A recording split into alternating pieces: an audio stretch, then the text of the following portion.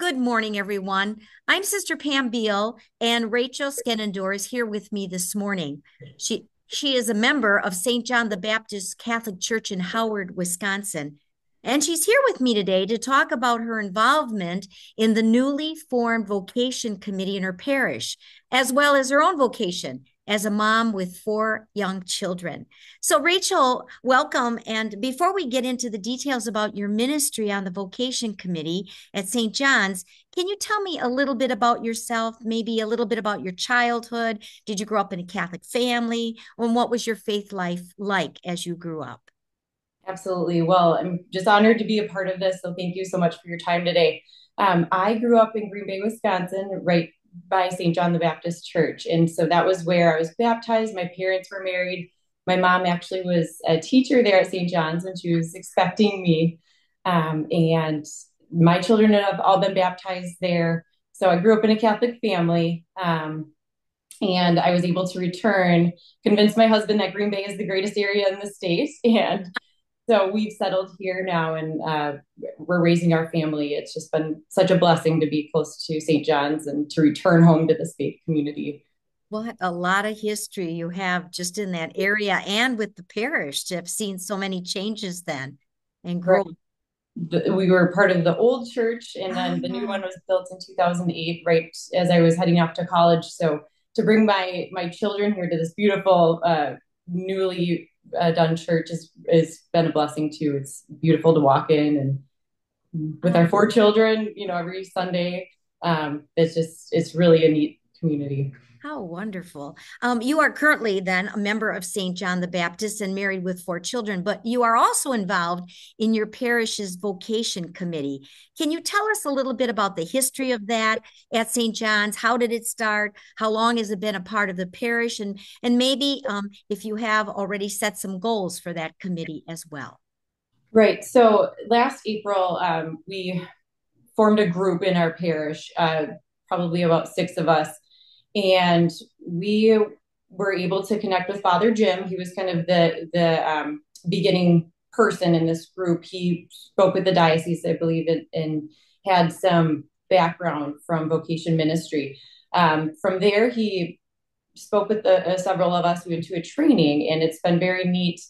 We've been able to kind of learn a little bit about how can we help kind of form a community where we're actively participating among the parishioners in praying for, but also connecting with young people that might be discerning. Are they interested in the priesthood, in religious life, or sacramental marriage, or single life? What does that look like as you grow in your Catholic faith from childhood through adulthood?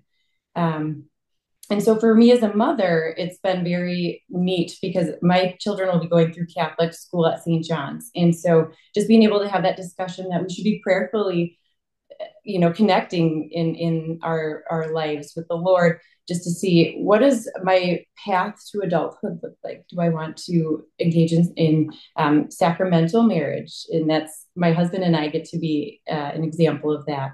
Or am I interested rather in praying and in seeing if the priesthood would be an option for me, or to become a deacon? And so it's really been a neat learning process for me as a mother. And it's something that wasn't around when I was at St. John's as a young person, just the vocation ministry group that is actively connecting with young people and our parish to pray for our priests and to have these options discussed.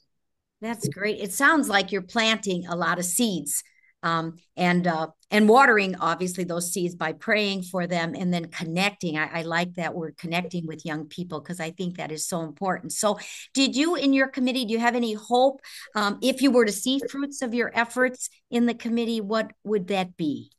Right. I jotted down some of the events that we're kind of focusing on right now. Obviously, this is going to be a very long journey because we hope that this group is around for many many years to come.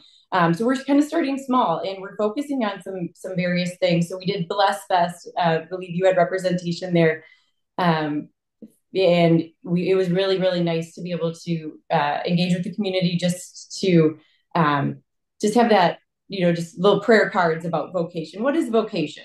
So sacramental marriage, religious life, what does that mean? And then we're looking at, Priesthood Sunday coming up, I believe in October. We're actively praying. We're doing a holy hour in October as well with the Living Rosary, where we're praying for vocations in our church. And then also there's Vocation Awareness Week in November. So we're just starting the process of putting these things on the calendar where annually these are marked as we're praying for Father Jim, for our parish priest. But we're also spreading awareness about what vocations are and what they look like.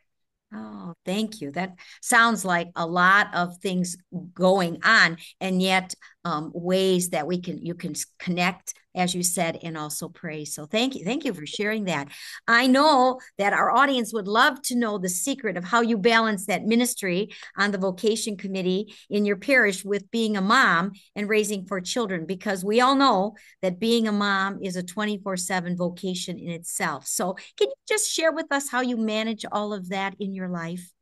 Absolutely. Well, I will start by saying it's not perfect. Every day is a learning process, but truly to be a mother and just to be, fulfilling this dream right now of mine, always since I was little, I knew I wanted to be a wife and to be a mother. So to pray about that, my husband and I celebrate our 11-year anniversary tomorrow. Congratulations. Thank you. And so it's so neat to think back. 11 years ago, we walked down the aisle at St. John the Baptist. Now we get to tomorrow go to Mass. We go to Saturday evening Mass sometimes. And to walk into that same church with our children, I mean, what a blessing. And the Lord has been so good through all of that.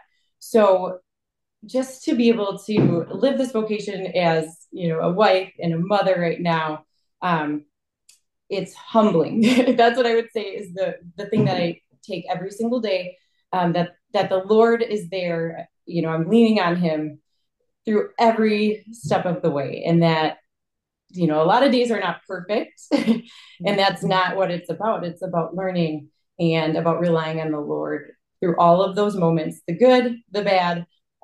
But we are weekly, what I say, our North Star is weekly that we're at Mass together. And so we're listening to the gospel and we're bringing that home, and doing our best here in our house. So sometimes the laundry piles up and the dishes pile up.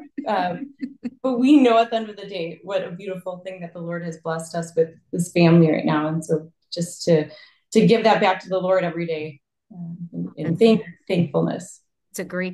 That's a great secret that isn't really secret, to let him lean on him and let him guide you. Thank you.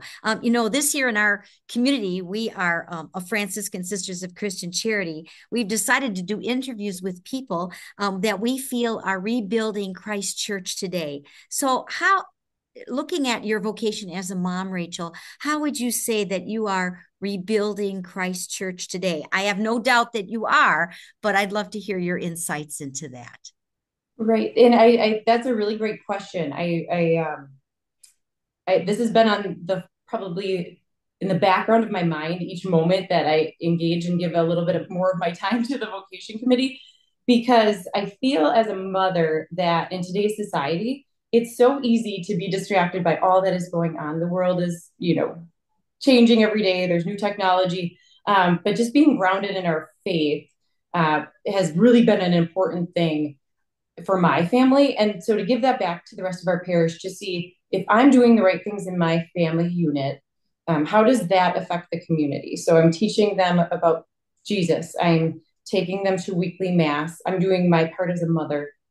How do we help other families do that same thing if we're all kind of functioning in that way, that we are then taking that into the pews weekly, taking that into St. John the Baptist Catholic School, and out from there, we're helping build that community, and in a sense rebuild, because we know that part of the vocation ministry, the first meeting taught us that a lot of young people too walk away and find other things to do with their time rather than attend weekly Mass, or to have that goal, of what does my vocation look like in the church. And so that's kind of how we're rebuilding, I would say, is that it starts in our homes with our families, then it goes out to our community, because we all do this together. Yeah, what a great witness you and your family would be then to not only the vocation of just family life, but living that Christian family life as well. Thank you. Before we close today, Rachel, would you have any advice for young people as they discern their vocation in life, whether it be a sacramental call to marriage or single life or religious life or priesthood?